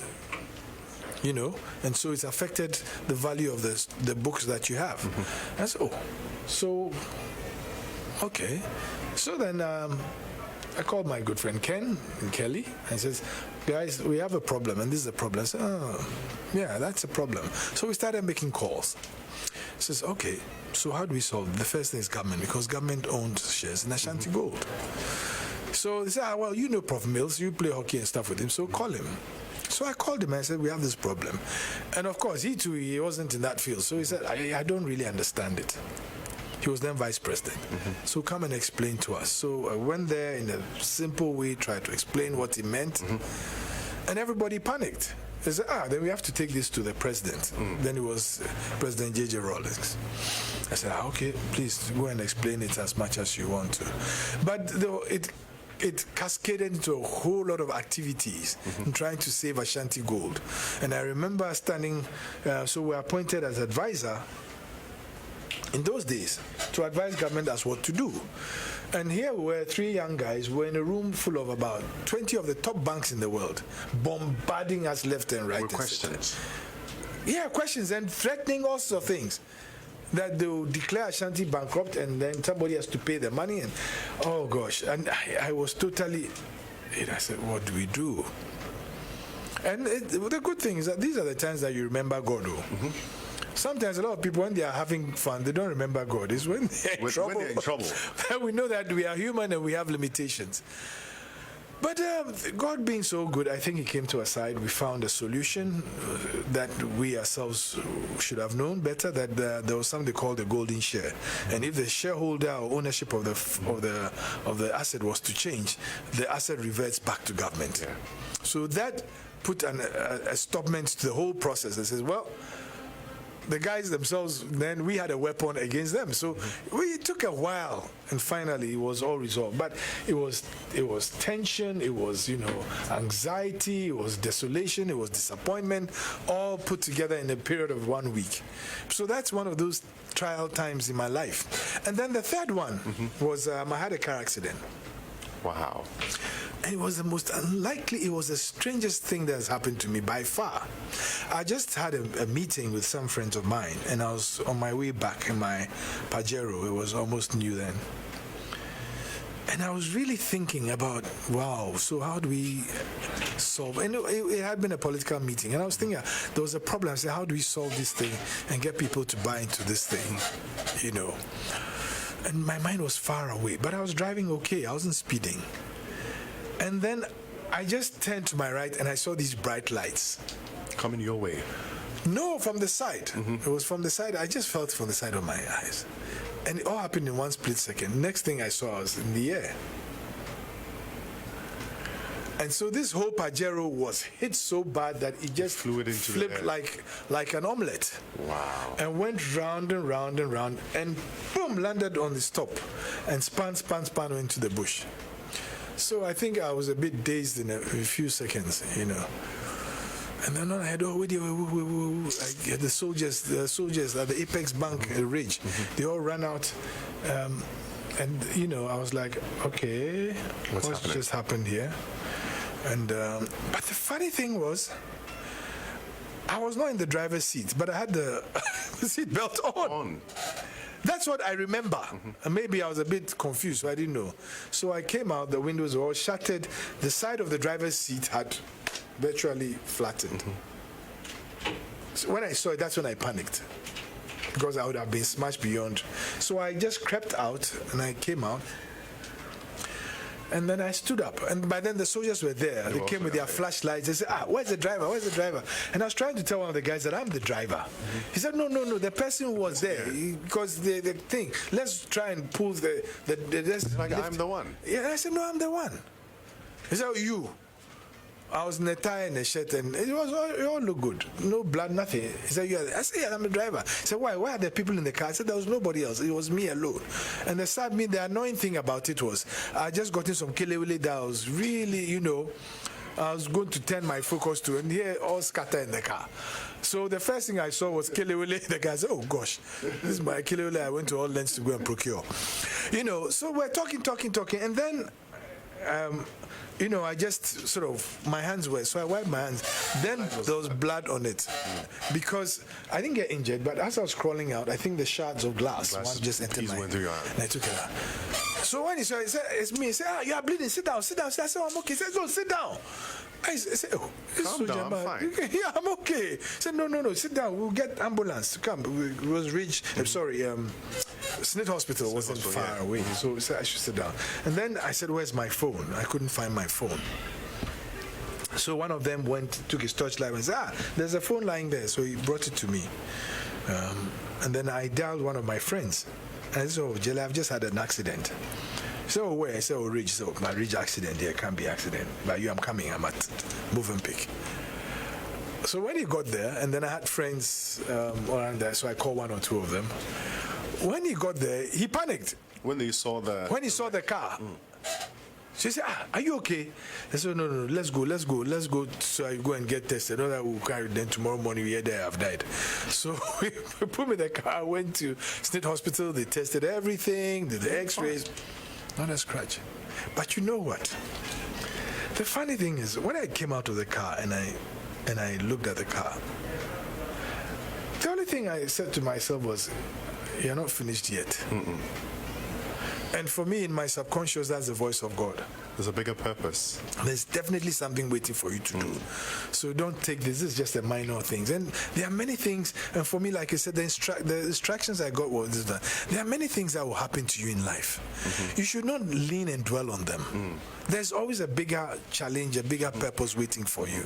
And you should take it. Run with it. Don't look back and say, oh gosh, I got an accident and I die, I won't drive again. No, now I want to drive more cars. Now I want to even do things that others can't do. But now you'll be extra careful. Well, wisdom will tell you to be. I keep saying, in life, you may have the intelligent answer, and there's the right answer and the wrong answer, always, in any situation. That's not what you look at. It's the wisdom of the decision you make. Wisdom will tell you which one to do. So sometimes you stand there, I know my rights, I'm going to express my rights. Wisdom will tell you at that moment, shut your mouth. Because you are provoking somebody else to do something equally stupid. You may have the wrong answer, but for that moment, wisdom might tell you that, well, let me just chill. That's true. That's very thoughtful. So these are things that we need to learn in life that will make life better for us. None of us has everlasting life. But whilst you're on earth, you can make a beautiful life by being positive, by trying to be correct, by applying a lot of wisdom. And when I pray every time, I beg God that of all the things I want in life, I want wisdom. You touched on investment promotion in the beginning of our conversation. Of course, it's a part of the things that you've done so far. What has been the major achievement of the Ghana Investment Promotion Center since you assumed office? Well, I think the fact that, we just got a new office. It's a spanking new office. So that's a major achievement because it's taken us quite a while to get it. It's to change the image of the institution. I really want to change the image of the institution and be a more fulfilling partner to the Ministry of Finance, the Ministry of Trade, Ministry of Foreign Affairs. We're an office under the presidency. So for me, I think we should make the president proud. He's done a great job. He's tireless. He's, gosh, indefatigable. Working with the president can sometimes be a challenge for us personally, because he's got the strength and the speed to be going. And sometimes you are running after him, say, where's my father? But he's gone. Yeah. I think God has given him some strength and energy and a certain mindset that all he sees is a transformed Ghana. All he sees. Anything you take to him, he wants to have, okay, so how is he going to help people? How is he going to change people? And a lot of people don't know him. Constantly want to learn. Yes, he constantly wants to move forward. A lot of people don't know him. They say, oh, he's this is that. Akufo-Addo doesn't need to steal any money. He doesn't need to. He doesn't need to be corrupt. Think who brought Mobitel? He did. Who brought DHL? He did. He set up his own chambers, which has probably trained the most successful lawyers in Ghana. Then you think after that he needs to go and steal money. He doesn't need to. He's not like that. He doesn't wear fancy clothes. He doesn't wear flashy clothes. He's not like me. I like my gold bracelet. He won't wear that. He's a very simple man. He loves Domedo. He loves... He doesn't drink, he doesn't smoke. I don't drink either. I've never drunk, I've never smoked. But I love my Kelewele and I love Domedo too. Maybe we have those two in common. Your Kelewele procurement. Oh, my Kelewele procurement too. That started that day, And so people think that once you're in office, then you have to do something criminal. It's not. People actually put down their lives to change the lives of others. Politics is not a bad thing. It is good. It's a way in which you can actually manifest your desire of making change. It's our own characters that sometimes are bad. Our own characters. And unfortunately, we've not been able to institute a mechanism where we check ourselves and say, oh, even if I don't agree with him, if he's saying this and it works for all of us, I should accept it. And not bastardize it because I want power. No. Right is right, wrong is wrong. We know when we do wrong things. We know when we do right things too. And I'll tell you, he's the person, apart from the three that I've mentioned. That you mentioned, yeah. He's the one person who has given me more energy in my life than anybody else. And every day when I watch him, he inspires me. He's still going at the age of 76. He's still going. And he's going much further than many of us are. And I'm saying, what? How? We should chase him. We should push him. We should get going. He's the leader I'll follow any day. And because not only that, but when he says things, he says the right things in my mind, in my estimation. He wants more people to be educated. So he says, let's do a free SHS. So that everybody will have the chance to go to school, whether it's under a tree or under a bed. It's better than not having an education at all. If I tell you the number of people who have made it in life coming from the deepest of deep reserves and resources, you'll be surprised. Ken, my own friend Ken, every time when he was in primary school, he used to run to school about a mile, barefoot. Baumia says it. He used to go to school barefoot. But the opportunity of an education has changed him. And so for me, it's non-negotiable. Everybody needs to have an opportunity to go to school. But that is not all that he said. And sorry, I'm moving gradually. We'll get back. Yes, it's fine. But that's not all he said. Well, so if people go to school and they come out, what do they do? So let's create an avenue so we create more jobs for them. So he says, let's do one district, one factory. What that meant was that every single district in all the 260 will have a factory. Now, can you imagine if it had a factory of sorts? It doesn't have to be a big. You end up employing people to cook food. You end up employing people as clerks. You end up employing people to do the haulage. It creates opportunity for everybody. So you democratize the economy, and everybody in the country would have an opportunity at least of getting a job regardless of where they come from. Because in their backyard there's something happening. But that wasn't all. He says, okay, but we need to feed ourselves. And food security is the most critical thing for most countries. So let's do a program for food. That's how Planting for Food and Jobs came about. So his ideas was just not to do things, but to build a certain ecosystem of development that gradually will all move. And the most important thing about all these things that in his own mind, nobody should be left behind. Everybody should benefit.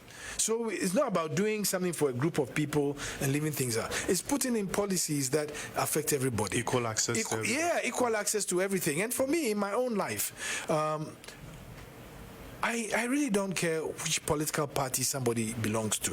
What is important to me is that the person adds value to himself and to the country in a structured, positive way.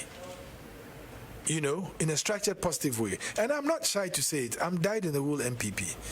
The reason why I'm MPP is because I believe in their policies. I believe in development and freedom. Are these policies youth-friendly? What's the agenda for the youth? You know, the first thing that tells you that this is youth-friendly is education.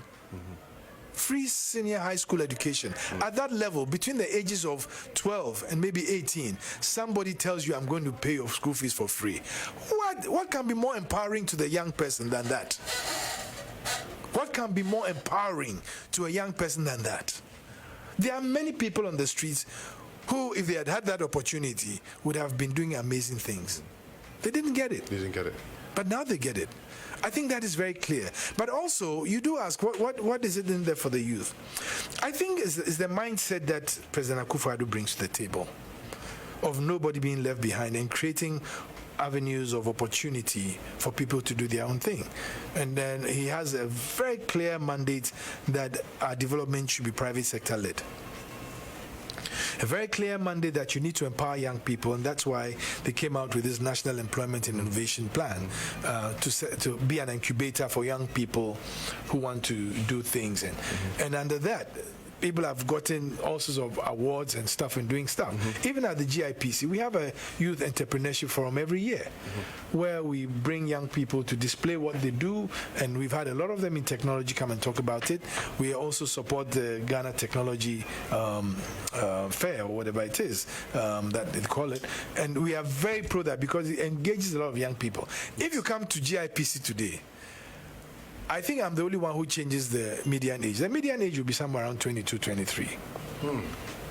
We have young, aggressive people looking to impress. And you see, and I dare say, you ask me what I've achieved since I got. Yeah. We've changed the profile of GIPC. And I hear that every time. People tell us, oh, now we know there's GIPC. Because these are young people with ideas, always pushing, oh, let's do this, let's do that. How can we get this out? We are fully utilizing social media to be out there. So we are constantly on social media. But in my period, we've twice won the Investment Promotion Agency for Africa from CFI.co, a very prestigious paper, has voted GIPC the best investment promotion agency firm in Africa. For 5 times running, we've also won the best in West and Central Africa at the annual investment meeting in Dubai, which is the biggest forum for investment and investors, and many. But I think because we've been recognized, I was surprised when I was actually appointed to the very prestigious position of being on the board of the Organization of African, Caribbean, Pacific States Endowment and Investment Fund, which is a major organization which is going to push investments into development in African, Caribbean, Pacific countries. As well. But that's not all. I was actually voted to serve and represent Sub-Saharan Africa on the board of the World Association of Investment Promotion Agencies. And I think this is all tacit recognition of what we are doing and changing the end. And for me, I think it's good to give opportunity to people. You know, one of the painful things that I didn't mention was once we used the artwork of a young person in the creative arts industry in one of our things. And it's something that really hurts me to today. And later on social media, I had people saying that you plagiarize people's things and you don't pay them jack and everything. And this was something we asked for and we're given. You know, and all these people in photography, and I'm a photographer myself. You do that as well? Oh, yeah, that's my biggest passion. That's my first love now. Photography. I always have a suite of cameras following me. You know.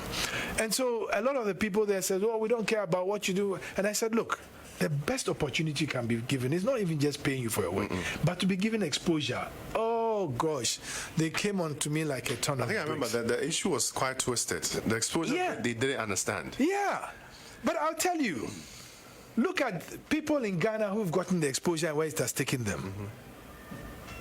It was not just their skill, but they had a platform. Wiala, amazing artist. I mean, I adore her to bits. She's now got a platform that has taken her from local to global. Yes. Exposure. My very good friend Yapari, the last time I was almost in tears seeing his stuff on CNN. I mean, one of the things people don't even get, I mean, since you are in the field of investment, if you do not give whatever you want people to invest in exposure, people will not even see. They won't see it's like being a diamond. You are a diamond. You are a diamond in the rough, in the ground. If somebody doesn't take you out, cut you and polish you, who cares? Exposure is important, and I'm so happy that we are recognizing more and more as a country that we need to give our artists and our creative arts exposure, because we have great stuff coming from Ghana. I mean, when I look at some of our musicians, Stoneboy, Shatawale, Sarkodie, Samini. Samini is a good pal. I mean, I love his energy, and and I think that, gosh, these guys have taken it to the next level. We need to find an opportunity to take them global. But then seeing Shatawale work with Beyonce, and seeing Stoneboy and others, all Sarkodie getting onto BET and all these things, encourages me and says, well, we can do it. Why do we wait? And it's not just going to be our musicians, our artists. Seeing Yao Paris work on CNN and seeing what he's been able to do with the American Embassy and other places inspires me. Now, on our clothing, seeing our clothes and our fabrics go out, and seeing Kente on the necks of U.S. Congress people is very inspiring and gives us hope. And today, I see a lot of young people coming out of school and trying to do their own thing. We should encourage them without batting an eyelid. I mean, we started a campaign at GIPC called Grow in Ghana, Grow with Ghana. And it's really aimed at young people, inspiring young people to do their stuff. At this point, I think I want to find out a few things. I mean, of course, inspired by the questions I'm getting from the listeners. Selassie Doku says, Rev, ask Mr. Yofi if he can boldly say that Ghana currently has a business-friendly climate.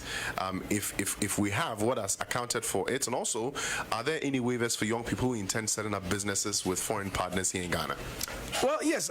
Comparatively, Ghana has a pretty attractive investment and business climate. Comparatively. It may not be the perfect thing we want, but we are working towards it with significant reforms. And most of it is also being driven by young people. You know that this government put in a tax waiver for young people for a number of years, getting into business. That's a major incentive. If you are below the age of 35 and you set up a business, you have a tax waiver for quite a while. But there's also support. What we are trying to do now is to encourage support through other initiatives like MBSSI and others, and the National Entrepreneurship Investment Plan, and create incubators. There are some 3 major projects coming up in Ghana. One is a major project by a Ghanaian scientist called Dr. Victor Lawrence to set up a real big industrial park. Part of that park will all be innovation and incubation. And some of the partners he's speaking to do that is Huawei, and Samsung, Huawei, and LG from Korea, who have a major training program. So we hope that we're going to see that. We are also seeing quite a number of young Ghanaians do major things in the IT technology space. I mean, my own friend Einstein in team is doing great stuff. Or my friend who did the e-classroom thing is doing great stuff. There are many of them. M-Pharma, great stuff. They're going from local to African to global. And so, for me, when people say, oh, we don't have a good business environment, I wonder, but there are businesses here that have grown. They've grown. They've grown in whatever situation we have. So why can't you? It's a lot of focus, a lot of dedication.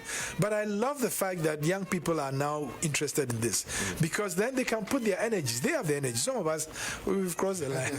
They have the energies to do these things, And I dare say that today's Ghana offers the young person immeasurably huge opportunity in many areas. Speaking about the opportunities, though, our station did a research as a part of our Rock with the Vote campaign, and we found out that about 55% of the people registered to vote in this year's election are between the ages of 18 and 35, which means the youth will definitely be determining Ghana's future, Ghana's leader, by next week. Right. For the sake, we want to find out about how young people, how the youth can take advantage of the Africa Continental Free Trade Agreement. What opportunities does it? You know, that is one of the biggest opportunities that, as a country, we've had since independence. Okay. First, to spearhead this whole continental body into the African, what I call the African Renaissance, the African economic and financial renaissance. Look, a lot of our young people, I wish, would even empower themselves to understand the opportunity we have. The African market is currently about 1.3 billion people, but it will grow. By 2050, Africa's population will be 1/4 of the world's population, in excess of 2.5 billion people. It will be bigger than China, it will be bigger than India, but it will be the single largest market globally since the WTO. That means that Africa will be a tariff-free market. So if you're Ghanaian today, and you have a skill, you have a talent, you are not only looking at Ghana with its 30 million people, you are looking at a continent with 1.3 billion people. You know what that does? A friend of mine was telling me, Nigeria, even if you do this thing, wapi, and you do it to a massive scale, you become a billionaire because of numbers. So the opportunity is there. And now we have to take it and use it. And I dare say that almost everybody I see has a value. You have to take that value and actualize it. And this morning I read something from a good friend of mine, Elikem Kunye here, who is retired as chairman of ENS Africa and ENS Ghana. He's a lawyer. And he said he started it with, I think, a loan of $5,000 in one room. And today he's built one of the most prestigious law firms in Africa, with one single room, a pen, and $5,000. And so for him, it's not about how much you have behind you. All you need is your mind, your focus, and a dedication to what you believe in, and moving with it. And it happens. You know, it's sometimes very difficult to let people understand what these things mean. You know, you can tell them a million times, they can't relate to it. You know, but that's the sad bit of it, because once you've done it, you can actually percolate it downwards and tell people that these are the examples that help me do things. You know, when I read that piece, and I read it just this morning on Facebook, and he says, look, you don't need all that you think you need to build a great sustainable business. All you need is your mind. Think. Find that spot where you have your energies and your strength. Focus on it and go with it. There are many people who build businesses out of nothing, including my own friend Akuto Banfo of Sickens. He wasn't endowed with any wealth behind him. He started on the streets. Look at where he is today, by dint of hard work, focus, and a dedication to what he believed in. When Ken Ofrata and Kelly came back to Ghana to build Data Bank, they didn't have any money. Where were they? What do you call this place? Abosioka, no, Makola, that side, in some corner in Makola, in some dank little room. And they borrowed money to set up Data Bank. Today, Data Bank is regional. You know, there are many other people who started from very little stuff, but focus and dedication have built things. So for me, for a young person who has dreams, never let go of that dream. But not letting go doesn't mean you should relax on your oars. You should think of what you need to make that dream work. Sometimes it's not money, it's meeting the right people, having conversations with people. They'll show you what to do. Your networks. And I mean, the population, like you said, is all young people. If you are looking for a market, where's the biggest, fastest market to achieve? The young people. Yeah. Do things that the youth would subscribe to or buy. They'll grow with it. They'll grow with it. But like I said, by 2050, Africa will be 1/4 of the world's population. It will still have 30% of the world's remaining mineral sources and 60% of the arable land left in the world. It's the paradise for the young person. There is so much opportunity. What we need now is knowledge and partnerships. I'm told if the Africa Continental Free Trade Agreement is implemented well, emphasis on the word well, it's estimated by experts that Africa will have a combined consumer and business spending of about $6.7 trillion in 2030, whilst the continent's manufacturing sector is projected to double in size, and of course, with an annual output of $1 trillion by 2025, and over 14 new million jobs, broken institutes as well. How is the Ghana Institute or Ghana Investment, Promotion Center taking advantage of Ghana being the host of the Secretariat, and what initiatives are there to, boost young people into manufacturing? Like, there's very specific ones. Right. Okay. So, GIPC, we're doing reforms to amend the GIPC Act of 2013 to make it more modern and to open up the investment sector and allow certain things to happen, organically. And we're just going through the motions of having it passed, and then we held back because of the CFTA. How can we make sure that our laws and our rules are in consonance with the CFTA so we can optimally benefit from the CFTA and create opportunity in Ghana? And for me, we take guidance from many things, including the SDGs, the Sustainable Development Goals. And goal number 17 is partnerships and linkages. True. So for me, the best way, knowing that we do not have capital, is to find a way to engender or to facilitate partnerships and linkages for our young people. And so those are some of the things that we are going to push. And making sure that it's not just about having access to education, but making sure that even in the education process, you start building in the rubrics of business and understanding what that means to the economy. Partnerships with academia, partnerships with the corporate world in doing these things will be very key. But also, as we travel out to go and see investors, we take our private sector people. My wish is that we take a lot more young people who are showing promise to do the work. I mean, the last time I was telling my procurement office that, look, there are a lot of young people who are doing fantastic things. We should use them. We should use them. Some of them are doing much better than some of the established firms, etc., etc. And the good thing about youth is that it gives you space to think. It gives you room to make mistakes. I mean, my advice to young people is never be afraid to make mistakes. What you should be afraid of is when you make a mistake, to lie down on the ground and cover your head.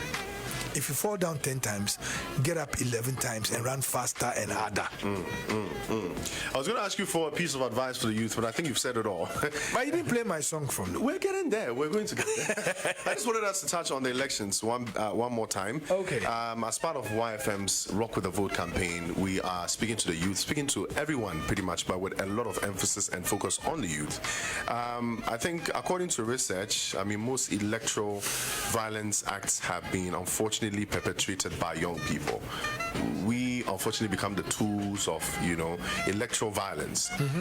We're a few days away from, our polls for 2020. What is your message for the youth on peace as we approach that big day? Yeah, you remember that whilst we were speaking earlier, I spoke about sometimes when you don't take your time to think through things, and then in 1 second, you, in your act of anger or violence or unwarranted desire to dissipate foolish energy, you go and do something that will spoil your life forever. I think it's one thing that I wish that the youth would understand even more than anything else, that, look, it's not an issue of going to fight for somebody. Elections are about ideas. It's not about whose physical might. It's prehistoric and primitive. It's those days when people, their whole vocabulary was more than 1,000 words, that they had to go and fight to show dominance. In the prehistoric days, men had to fight men for women. And if we are now fighting each other for power in that sense, then we haven't progressed, crowd. Progress is when you can sit down and use your mind for something constructive and progressive. That's true. That is progress. And at the end of the day, I keep telling a lot of the young people that, instead of following somebody comes to you and comes to hire you to go and fight, why don't you tell the person that then you be in front? Let me just follow. And I'll follow. Or call your son and your daughter to be in front and I'll follow. Don't do it. And that should tell you that it doesn't make sense. The only time I would ask for somebody to fight is if, obviously, you've been denied every single right of yours, especially to live. And then you have to defend yourself to live, to, do things. But otherwise, electoral violence is totally unnecessary. Because it's also been proven beyond reasonable doubt, that every time the perpetrators don't even win the elections. They don't. It's about ideas. It's about the person who gives you hope. And one thing which even pains me beyond that violence is that we've learned to think that lying about people is okay. It is not. It is not. I mean, I many times on social media, I say something and people come and insult me, and I look at them and I say, yeah. I remember the words of Jesus. He says, Lord, forgive them, for they know not what they are doing. It's true. Why would I go insult somebody I don't know? For what reason? Because he doesn't agree with me. Then he should take his idea, I'll take mine. Yeah. Do I have to insult him? No. Do I have to take a cutlass and say I'm going to kill him? No. Wow. We've said a lot. Does that make you a better person? At all. It doesn't. Rather, I would focus and watch and say, okay, so who is doing things that will progress my life? The person who says I should go to school and you give me free access? The person who says let's build more factories? The person who says let's build more farms? The person who says let's build the infrastructure, let's add railway, let's add airports so we can connect easier? The person who says I want to make Ghana the best business destination in Africa? The person who says let's look at Ghana as a hub? Wouldn't he be the person I'd follow? Naturally. Even if I didn't like him and he's going to make things better for me, I'll follow him. You so do that. I won't say anything, I won't comment, I won't insult him. I'll follow him because that is where my fortune and my future lies. Your future doesn't lie on somebody who comes to say things and they don't mean anything. I mean, I don't see. And, I don't see how, if I had to make a comparison between the two front runners of our elections, I'll have a problem at all. I will not have I will not bat an eyelid to say who I'd follow, even if I didn't like either of them. I wouldn't. The Ghana we knew in 2016, it's totally changed today. Businesses have hope. People who never had the chance of going to school, and about 1.4 million more kids have gone to school. Can you imagine what that would be if in 10 years we didn't have a program like that, and every year 100,000 kids were thrown off the education ladder? In 10 years, you have 1 million people added to your population with very low-level education. Now we have free education. And we have 1.4 million people added to the ladder. And maybe more will add to it. What will happen? In 10 years, you have over, 1.4 million people who have escalated education ladder. They have a better chance of going forward. They have a better chance of learning things. They have a better chance of thinking about their lives. But when you are thrown off education at the age of 13, 14 at JHS, you barely can look after yourself to even start thinking. But if you go through high school, secondary school, you come out, you are better molded now to understand how to take yourself to the next level. We unconsciously break the chain of poverty through that as well. Absolutely. And it's been shown beyond reasonable doubt in many places in the world that the defining factor in most countries breaking through the poverty lines and becoming wealthy is education. Yeah. Yep. Education and access. So for our young people, I'll say that don't look back. It's not about fighting. It's about adding value to yourself. I wake up every day praying to God to give me the wisdom to add value to myself. And that he shall bless me indeed, just like Jabez did pray. And God gave it to him. That God shall bless him indeed and expand his territory, and that his hands shall be upon him, that he will do no evil. That is something I pray every day. I don't want to do evil. I don't care about people's badness or people's suffering. I care about all of us smiling and laughing. Much more our young people, because if I can't give space to the young people, my life is over. I need to give them space. I need to give them opportunity. I need to give them encouragement. Guys, if you're loving anything here, if you have an opinion to share, hashtag Wiley the Board series still. It's been a wonderful ride, honestly. And you've said so much, sir. I think we're at the point where we're in spirit now. Absolutely. In spirit. And absolutely. He's speaking from a different side of, And always remember God, that there's God who made you. and do what he loves. Do not do what he doesn't love. I mean, I sometimes I go on social media and I despair. People come and write insults and all sorts of things, and even the language they use is so poor. And you can tell that this person didn't have the opportunity of a good education. If he did, he would even write in the manner he's writing first of all, or even write what he's writing. He would focus his energy on himself and improving himself. You know? We're done in the studio, but the conversation still continues on our social media platforms. Y1079 FM. The hashtag is Y Leaderboard Series. Facebook, Instagram, Twitter. We have our infographics flying around. Of the things that Mr. Yofi Grant mentioned. If any of them in there touches your heart, you want to share, reshare. Let's pick up. What's your social media handles? I realize you're very vibrant on there. If people want to get in touch with you, on Twitter, I'm Yofi Grant. I'm on Facebook as well, Yofi Grant, and on LinkedIn, Yofi Grant. Oh, I said. I told you, the same OG. Same OG.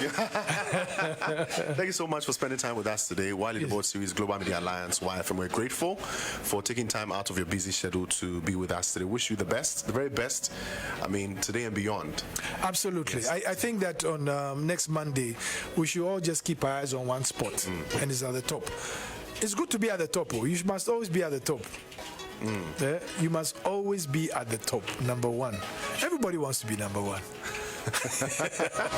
Well said. All right, so song in the back is a special one for you, Andreas. Vollenweider. That's your favorite, right? Yes, he plays the harp, the electric harp. Thank you so much. So have a wonderful day. Thank you. Guys, so that was Mr. Yofi Grant, CEO, Ghana Investment Promotion Center. He said so much, shared stories about his life, things that he's been through. Of course, giving us all advice on how to move our lives. This is YFM.